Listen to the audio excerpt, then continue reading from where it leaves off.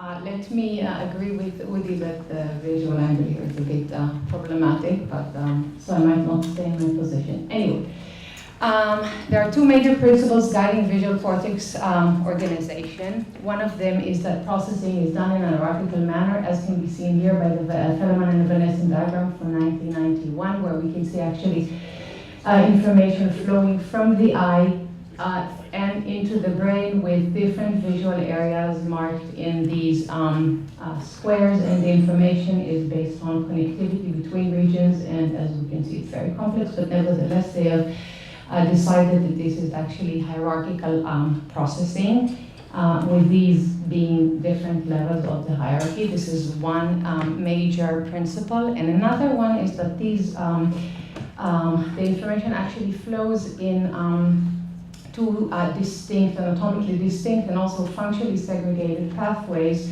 in the ventral and in the dorsal stream areas, different areas. Now, these pathways, can you hear me? No. No? Okay, too bad. Anyway, these pathways are actually, there's the dorsal pathway here. We can see it on the brain from the back of the brain. לא עוד איזה מיקרופון, אני אנסה לסדר. לא, זה בסדר. את רוצה עם כזה? יש, זה יעבוד. אני מבזבזת זמן ככה. Okay, that's better. Okay, so we can see that information flows in the dorsal pathway, and this information and processing involves attention, preparation for action, and navigation aspects, whereas information that flows in the ventral or the wet stream is actually involved in form perception, such as processing colors, surfaces, and edges, eventually leading to form perception. Now, when we have visual motion, an area in the medial temporal aspect of the brain called MTD5, which is highly sensitive to motion and actually has retinotopic motion-sensitive organization, is activated. And this area has been associated or considered to be under the purview of the dorsal stream, mainly because of its dominant magnostellar contribution, which are the hallmark of the dorsal stream processing, but also due to different paradigms that have been used in vision science that have associated motion processing with dorsal processing. Now, ventral stream, which supports form perception and is down here and rather not that far away from HMT, actually is considered to be dissociated and not supporting motion perception. But I want to ask if if this received view is actually correct. I will try to show you that not all processing in the visual system or in the cortical visual cortex is actually hierarchical, and also I will try to convince you that there are not two but actually three main pathways: the dorsal, ventral, and the motion pathway. So let's talk about visual motion. Visual motion is something that we face constantly in our daily life, and yet despite the many aspects and many phases of visual motion, we perceive the world as being stable and robust. So whether we view the world from rather a stable viewpoint, we have visual motion.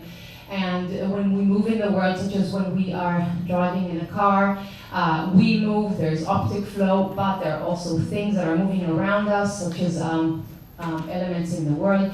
But we can also be walking in the world, and then we have a combination of optic flow and many things that are moving around us. And despite these very different biological and non-biological entities that move around us and our movements in the world, we perceive everything very clearly and robust. And of course, if we fly, there's optic flow, but this, looking at this video can actually even create a visual vestibular sensation that we don't have when we're driving a car. So visual motion can induce very different percepts, a diversity of percepts in here, but just changing the mere local trajectories of the dots, we can induce many, many different percepts.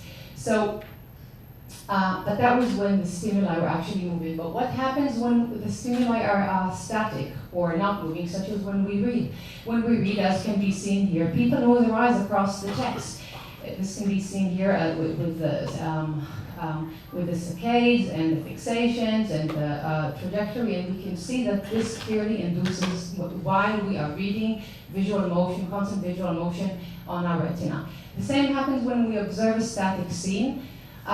We scan it, we move our eyes across it, as can again be seen here by the trajectory and the fixation, and again, this induces visual motion on our retina. And even if we voluntarily try to fixate and stabilize our vision, we have components such as microsaccades. These are works by Yarbus from 1967 that are actually minute movements that are, as a function of time, we can see that the movements get bigger and bigger. This is actually very small movements, but still they exist and they impose visual motion on our retina. There's also drift and tremor component, which are not necessarily correlated between the two eyes, and yet they exist. And again, the drift and the tremor imposes visual motion. So we have different examples of visual motion, and yet our perception is robust. So how is this achieved? Is there one mechanism, multiple mechanisms that support this? I'm talking about the psychological processes and the neural processes that are involved. Well, in scientific investigations, we term these are just a few examples, such as tasks to detect motion, structure for motion, biological motion. This is specifically second-order motion, where we cannot infer the motion, but only from, so we can infer the edges only from the motion cues and not from luminance cues. Versus first-order motion, we have optic flow and many different visual tasks. It appears that all of these tasks are not supported by a common mechanism. Many associations have been shown, such as between first-order motion and second-order motion in patients, between motion detection and forward for motion in patients and developmental case. And we and other groups have shown that there is also dissociation between biological motion, which here I refer to as motion of people, and motion, non-biological motion, which is motion of objects that don't have a biological origin. It's been shown in healthy, in patients, and in developmental cases. I will concentrate on this dissociation as an example or demonstration of the whole idea to show you that the neural mechanisms that support these different perceptual processes are also segregated. So the logic that I will be following is to show that there is one network here consisting of the posterior STS and the ventral premotor cortex that critically support biological motion but do not critically contribute to non-biological motion perception. Rather another network, which is the right ventral cortex, critically supports non-biological motion but is not critically contributing to perceiving biological motion. So in one study, we have shown that this network is critical. I don't know if you can see the sphere rotating, but we have shown that patients who have damage to right ventral cortex and are impaired in forward perception, they have a visual form agnosia following this damage, are also impaired not only in form perception but also in non-biological motion perception, such as in motion coherence, motion detection, and in 3D structure for motion. Now I know some of you might be thinking, well, maybe MT is damaged, but we have control for that, and it is not. It's not the case.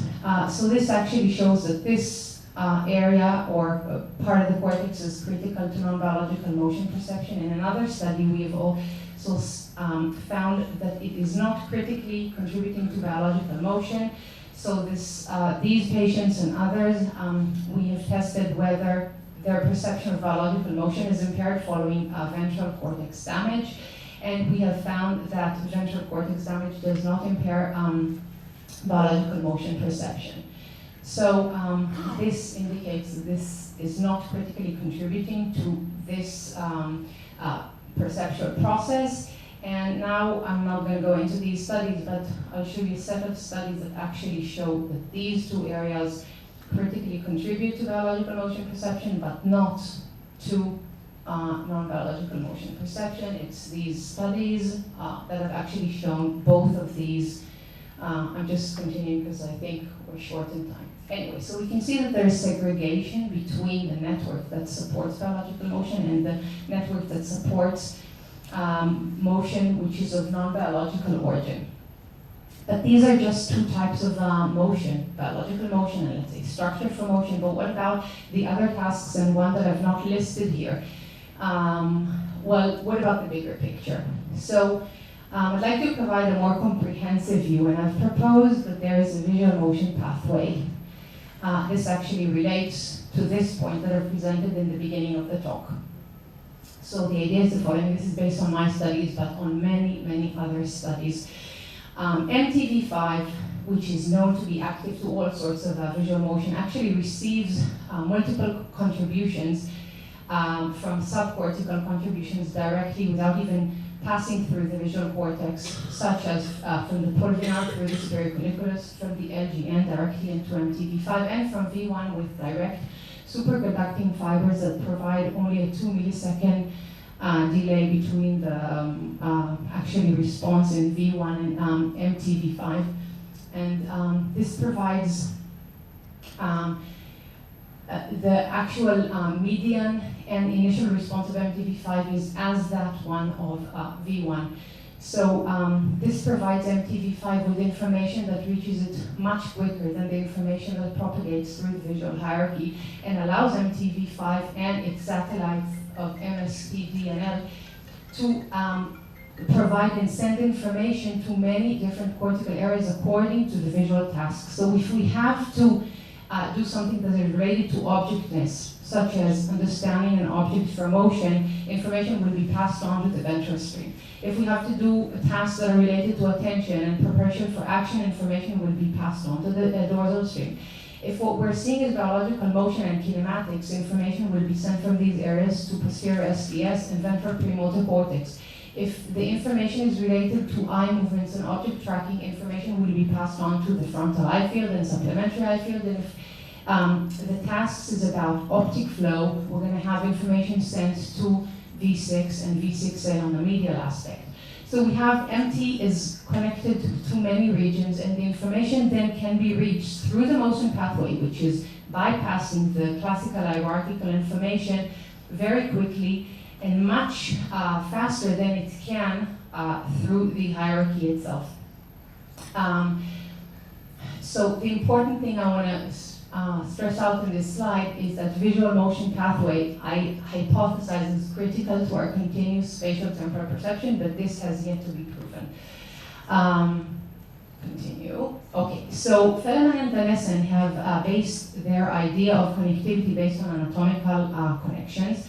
And we can actually classify within this hierarchical organization which areas are associated with the ventral processing stream, which are with the dorsal processing stream, and which are the ones that have to do with motion. And you can see that MTV5 is up here in the fourth level.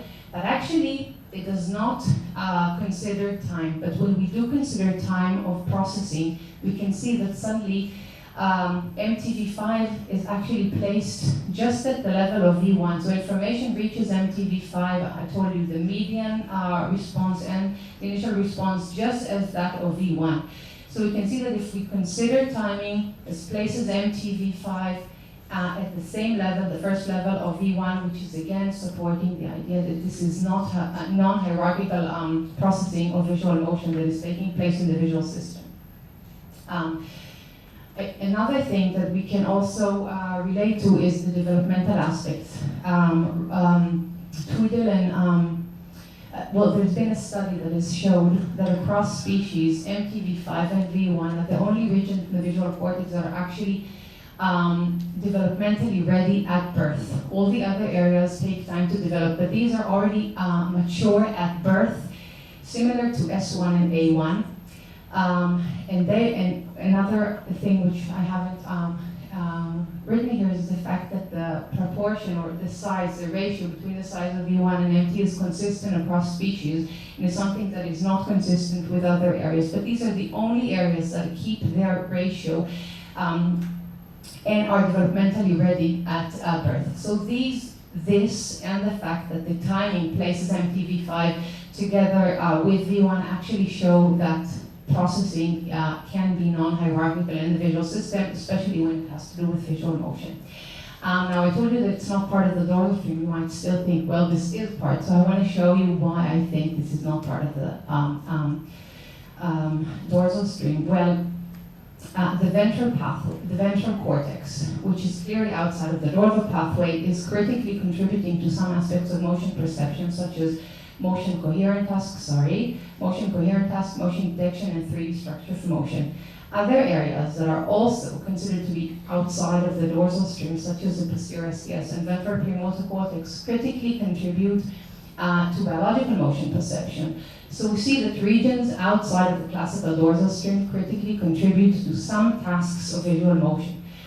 Also, when we look at retinotopical aspects of early retinotopic cortex, such as, let's say, V2 and V3, we see the dorsal stream is decoding the lower part of the visual field. Ventral stream is actually decoding the top part of the visual field, sorry, not the visual stream, the visual field, and MST and MST have a representation of the whole visual field, and this actually allows information not only to reach these quickly, but then to provide inputs to the ventral half, top half of the visual field, and to the dorsal regions processing the bottom half of the visual field much quicker than the information actually reaches these areas through the visual hierarchy.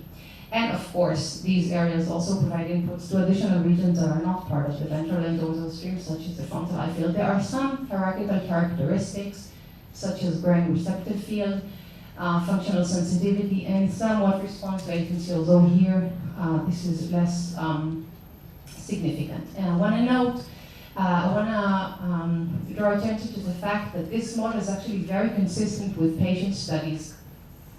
Thanks.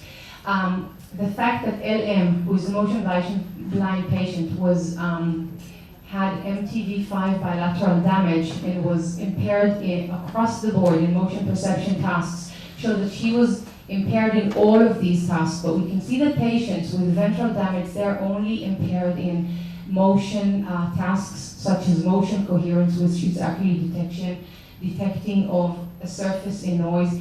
Motion tasks are related to objects. We see that patients with damage to posterior SCS and ventral premotor cortex are only impaired in kinematic-related tasks and not in other tasks. So it makes sense that if you're hit at the core of this network, you will be impaired in all motion perception tasks, but if you are hit only in certain areas, you will be only hit at selective motion perception tasks. This model has many predictions. Some I can draw here, some I cannot. So one of them is spatial predictions, where dorsal stream, to distinguish actually between the three streams, the dorsal pathway is sensitive to the bottom part of the visual field, but also to the area that is closer to the observer. And we can see that ventral is sensitive to the upper part of the visual field, but also to this more distant information, while visual motion pathway is sensitive to all motion that appears in anywhere in the visual field. And this is the same idea, just from the point of view of the observer. The importance of this is that this can actually suggest that different functions, different visual functions, such as ventral supporting perception, is relying on different visual inputs and is much less interested or taking into account information in the bottom part of the visual field, whereas dorsal information, okay, this is all hypothesizing, it has to be shown, but the dorsal or action-related information is mainly related to the bottom part of the visual field. And if we think about it, this is what is closer to us, the world that we act upon, whereas MTV5 is, and motion pathways, all of the visual field, close and far, is relevant to it. It suggests different computations are required to achieve different visual tasks, the different usage of visual inputs, that there are different usages of the visual inputs. According to the visual task, it also suggests that there are spatial and temporal input or attention and modulation and selection according to what we do, and it can provide insights to vision restoration and artificial vision approaches. If we find that this is correct, this might reduce the information that we need for according to the tasks that we do. My lab is recruiting. We do fMRI images, exciting studies, also with MRI, behavioral studies with healthy, abnormal vision, developmental cases. We try to understand how the visual system provides us with the abilities to perceive the world and behave, act in the world, and I would be happy to hear from potential students who are interested. This is our website. I'd like to thank Geraint, Marlene, and Aisha, who've been supportive in the studies that I presented, the patients, these supporting bodies and these funding bodies, and Uri, Yoram, Yossi, Shula, and Bar-Ilan for providing me the opportunity to join this department. And thanks for your attention.